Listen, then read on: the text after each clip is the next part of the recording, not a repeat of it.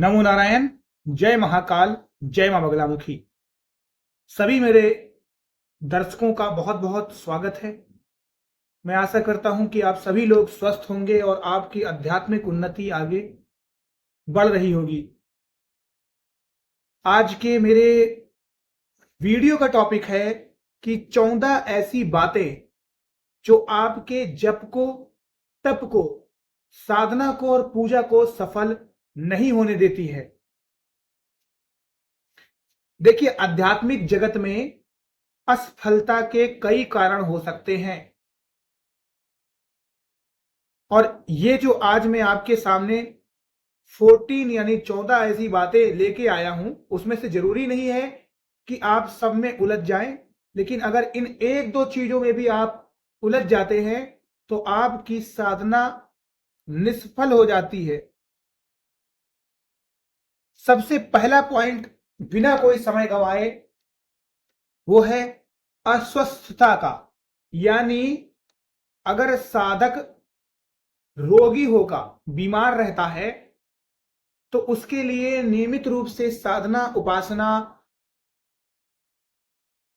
सत्संग का लाभ उठा पाना बहुत ही कठिन होता है। नंबर 2 पे खान पान का असंयम। यानी एक कहावत कही गई है कि जैसा आपका खाना होगा, जैसा आपका अन्न होगा, वैसा ही आपका मन होगा। तो इसलिए साधना काल में साधक को पौष्टिक, सात्विक और प्राकृतिक रसों से पूर्ण ही आहार लेना चाहिए। थर्ड पॉइंट है संदेह। कोई भी इंसान अगर अपने मंत्रों में, अपने भगवान में संदेह करता है, अटूट श्रद्धा नहीं रखता है, दृढ़ विश्वास नहीं होता है, तो निश्चित ही उसको सफलता नहीं मिलती है। नेक्स्ट पॉइंट, सदगुरु का अभाव। गुरु बनाते समय आपको यह ध्यान रखना चाहिए कि वह गुरु उस विशेष विषय का पूर्ण ज्ञाता हो। आधे अधूरे, अनभिज्ञ, अल्पज्ञ व्यक्ति को अध्यात्म क्षेत्र में कुछ नहीं आता है और इस तरीके के गुरु बनाना बिल्कुल अनुचित है। ये आपका मार्गदर्शक नहीं बन पाएंगे। नेक्स्ट पॉइंट आता है प्रसिद्धि। जो सच्चा साधक होता है वो कभी भी प्रसिद्धि से फूला नहीं समाता है। वो डाउन टू अर्थ रहता है, जमीन से जुड़ा रहता है। उसे पता है कि जब हमें पूर्ण सफलता मिलती है तो यश छाया के रूप में हमारे पीछे पीछे दौड़ेगा, आएगा। अगला पॉइंट है नियमबद्धता का अभाव। किसी भी कार्य को ठीक एक ही समय पर अगर आप नियम पूर्वक करते रहते हैं तो उससे उसकी आदत बन जाती है, और अगर आपका नियम सही से नहीं होता है तो वो साधना फिर सफल नहीं हो पाती है। नेक्स्ट, कुतर्क। कुतर्कों को त्याग कर साधक को आत्मा की आवाज सुनना चाहिए, उसका अनुसरण करना चाहिए, क्योंकि सामाजिक रीति रिवाज, मर्यादा, धर्म, ईश्वर, अस्तित्व, यह सब ऐसे विषय हैं जिन्हें तर्क द्वारा हल नहीं किया जा सकता है। नेक्स्ट पॉइंट आता है आलस्य। उदासीनता, उपेक्षा व निराशा की भावनाओं के मिश्रण से ही बना रहता है यह आलस्य। जो इंसान आलस्य के वशूभूत होकर काम करता है वो कभी भी सफलता प्राप्त नहीं कर पाता है। इसलिए आपको आलस को त्यागना पड़ेगा। अगला पॉइंट है अल्प में संतोष, यानी कम में खुशी, हर हालत में संतुष्ट रहना।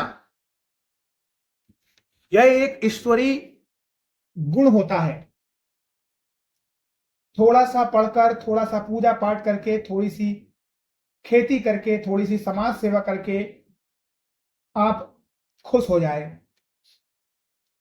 अगला विषय वासना का है। जो भी इंसान इंद्रियों को संतुष्ट कर आगे बढ़ता है उसकी साधना हमेशा 100% सफल होती है। अगली बात है ब्रह्मचर्य का अभाव। प्राण शक्ति, स्फूर्ति, बुद्धि, यह सब वीर के कारण से ही प्राप्त होती है।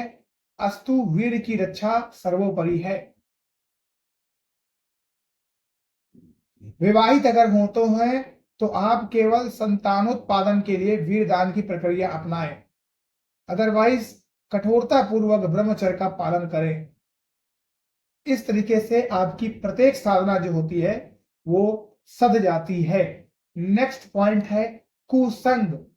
अध्यात्म मार्ग के पथिक को बुरे कर्म, बुरे विचार वाले लोगों से दूर रहना चाहिए, अन्यथा किसी न किसी रूप में उनके विचार आपको प्रभावी करेंगे।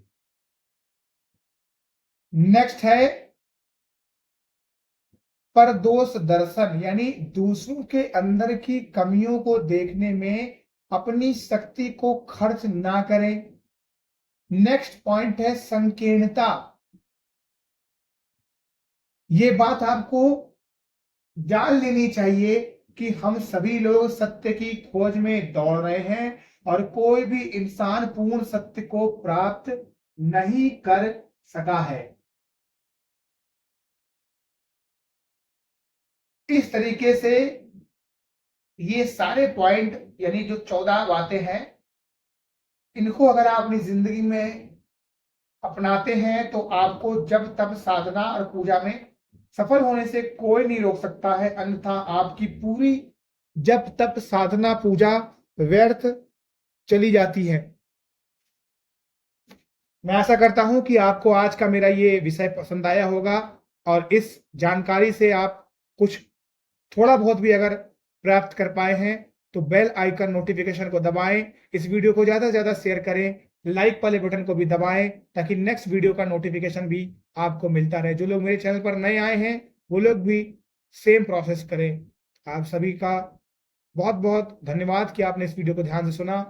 मैं अभी इजाजत चाहता हूं। आप सभी लोग खुश रहें, स्वस्थ रहें और आपकी आध्यात्मिक उन्नति आगे बढ़ती रहे। नमो नारायण। जय महाकाल, जय मां बगलामुखी।